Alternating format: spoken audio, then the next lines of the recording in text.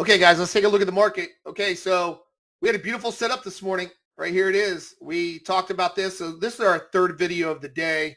The market is just getting cranked to the downside.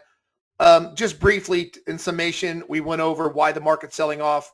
Powell had spoken about how the market's overvalued and how that the interest rates, he may not be aggressive on lowering interest rates. Well, that's put obviously pressure in the market. We knew that. Play the first video we did. I showed you how we got into this big trend mode today to the downside. The second video, I talked about how you use a larger and smaller Renko size to catch these two big shorts. Play the second video we did today. And on the first video, we were right here. We were right here coming up. And the first video, play it.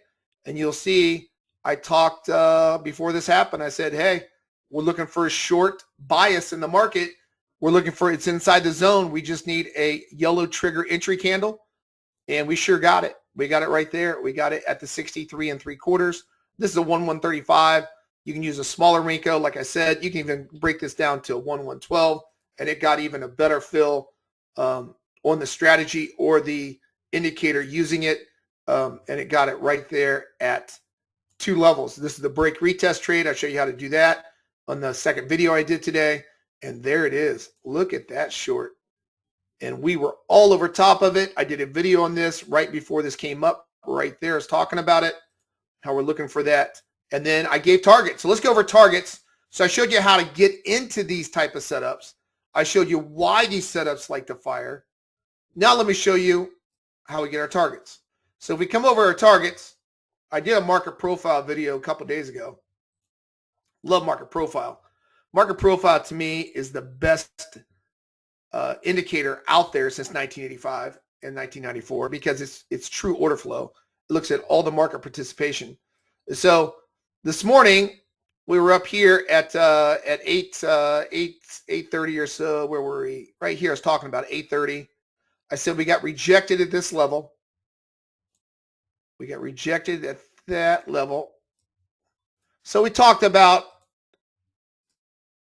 right here at 8:30 in the morning. We talked about how the bias was down because market profile at the time, if you played those videos, LVA was up here. It was, price was below it. So if you noticed, let's look at market profile before LVA shifted. LVA was actually up higher and the price is below it. So we had a bias to the downside. Play the first two videos we did today. But if you notice, look what price did. I typed in the room. Look at 62 rejection. 62 rejection when price was down here into the 50s, 53s. Came right up to 62 rejection. That was the control point, and it got cranked down. Then I typed in the room. Look for 66.50 resistance. Old support becomes new resistance. That was price profile and volume profile on top of each other. And it stopped literally almost to the tick. In fact, I think what the data bar shows, the high was 66.50 and a half. And I said 66.50 would be the resistance on the way back up. It just went two ticks higher and it's all the way down to 34. It's fallen 16 S&P points off the rejected level. So let's just take a look at the opportunity with market profile. This rejected level, I said 62 would be the rejected level. And that's market profile telling me that off the break retest. And the high was 62 3/4. It only went three ticks higher. Market gets cranked all the way down from 62 3/4 down to 31. 30 S&P point drop. Then I said 60.50 be the next resistance. Old support becomes new resistance. Comes back up. Only goes up by two ticks above 66.50. And it gets cranked down all the way down right now at 32. I got this market going all the way down to the control point of 66.05. 66.05. Okay, so we know how to get targets now. We just use market profile. It only broke it by three ticks on the way up there and fell 30 S&P points. It only broke it by two ticks on our projection there, and it's already down to 32. So that's not my opinion. That's profile. That's all the market participants in the market. That's how valuable information this is on market profile. So we have our targets based upon what? Our previous market profile levels. So we got a big gap in the market. We're looking for it to come down to 66.05. So knowing that information this morning, if you play the first two videos that I did this morning on this trade before it even came up, this is our trade before it even started this morning on my first video saying, hey, we're getting ready for a short. So play that first video. I showed you why there's a hard downside bias with market profile and below my two liquidity grab zones. Like I said, if you're below my two liquidity grab zones, the 200 and 100, you don't just use these to use those for zones to buy and sell liquidity. It gives you your bias too. Look at that. It's not even retracing to any liquidity grab zone because it's a parabolic moves. Parabolic moves, you won't even come close to these 100 and 200 zones. So what do? If you're below both 100 and 200, there's pressure on the market.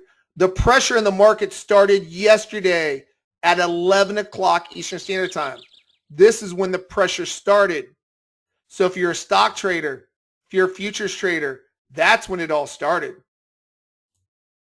That's when all this big sell-off started. It actually started on the S&P at 6,800 or 6,700. Sorry, 6708. It's 6631, but you had a big indication we're going lower because we're below low value area and below both these guys. So how do we time our entry? Very simply, sell the zones. Sold the zone, sold the zone, and the market. This is a 1-1-12. I showed how you use smaller Renko sizes and larger together. I'll show you do this break retest off the smaller 1-1-12. I love that setup. And then here's our standard one we use inside the room because the market responded very, very well.